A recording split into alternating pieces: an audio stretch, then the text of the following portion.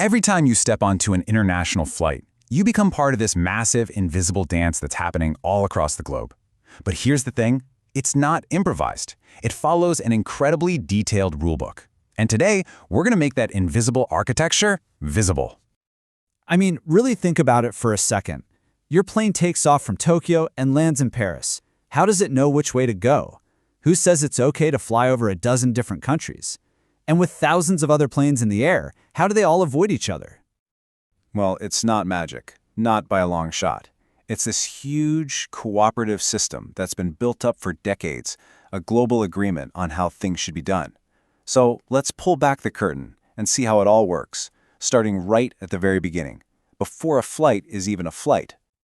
Yeah, long before those engines even start to whine, the journey is already being mapped out, not just on a computer, but through politics and paperwork. Every single international flight rests on a foundation of global agreements. This is layer one of our invisible architecture. And at the heart of it all is this organization, the ICAO. The easiest way to think about it is like the United Nations, but just for aviation. It was created way back in 1944, and its whole job is to set the standards that all member countries agree to follow. It's the reason a pilot from Brazil and an air traffic controller in Egypt are quite literally speaking the same language. So what are these basic rules? Well, it all starts with something called the freedoms of the air. The first two are the absolute bedrock. The first freedom, that's just the right to fly over another country without stopping. The second, that's the right to land for a technical reason, like to refuel. Now, these sound super simple, right? But without these two agreements, a direct flight from New York to Rome would be impossible. The whole idea of international travel would literally never get off the ground. Okay, so we've got the global rules of the road sorted, but what about the drivers in their cars? You know, the pilots in the planes? The system is only as good as its parts, so let's look at the incredibly high bar that's set for both. So, the path to becoming a pilot, it can start pretty young. But the journey to actually being in command of an airliner? Whoa, that takes a massive amount of experience. As you can see, getting that captain's seat is a serious climb. You can start with a private license at just 17, but to be responsible for hundreds of passengers, the bar is set incredibly high. We're talking a minimum of 1,500 hours in the air, you have to be at least 21, and you need to pass the strictest Class 1 medical exam. Every step is this deliberate filter, making sure only the most skilled and healthy people are up front. All right, we have a qualified pilot, a certified plane, and we are ready for takeoff. But where do they go? The sky isn't just this big, empty space. It's actually organized into this complex, invisible system of highways. And just like the roads down here on the ground, these sky highways have different rules. For instance, the airspace around the busiest airports, that's Class B. It's like a major superhighway. Air traffic control is the traffic cop, and they are keeping every single plane separated from every other plane.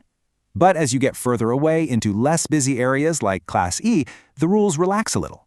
The one constant, though, is that flights on instrument plans are always kept safely apart. It's a really smart layered system. So how exactly do they keep planes from bumping into each other up there? Well, the most basic way is vertical separation. Below 29,000 feet, air traffic control makes sure that planes flying on instruments are stacked at least 1,000 feet apart. It's like a giant invisible layer cake of safety. But just stacking planes isn't the whole story. ATC also enforces horizontal separation. This means they make sure planes at the same altitude are kept apart by a minimum amount of time or distance. It creates this invisible safety bubble that travels with every single plane in the sky. Okay, so after hours of cruising on these celestial highways, our flight is finally nearing its end. But this last part, the final approach to the airport, is one of the most intense and precise phases of the entire trip. When the weather's bad, pilots can't just look out the window to land. They have to fly a very specific, predefined path called an instrument approach. It takes them from cruising altitude, gets them perfectly lined up, and guides them down. And the whole time, they have an escape plan ready to go, the missed approach procedure, in case the landing just isn't 100% safe. And that brings us to one of the most critical moments of any flight, reaching what's called decision height. On a typical approach, this is a point no lower than 200 feet off the ground where the pilot has to make a final call. It's a go, no-go moment. If they can't see the runway environment, the lights, the markings, anything, they must abort the landing and fly the missed approach. There are no exceptions. It is a hard and fast rule for safety. So this whole system is designed for things to go right, but it's also built with the full understanding that sometimes things go wrong. And a huge part of this invisible architecture is a global set of emergency procedures that everyone knows. In a crisis, pilots can communicate instantly and silently using these universal codes. A flick of a switch to 7700 tells every controller they have a general emergency. 7600 means their radio is dead. And the most serious, 7500, signals a hijacking. Any controller anywhere in the world sees that code and knows exactly what's happening. No words needed. And this right here, this is the ultimate safety net. The rules say that in an emergency, the pilot in command has the final authority. They can break any rule, deviate from any procedure, if they believe it's necessary for the safety of the flight. It's the system's way of saying that despite all the tech and all the rules, the trained, experienced human in the cockpit is the most important safety feature of all.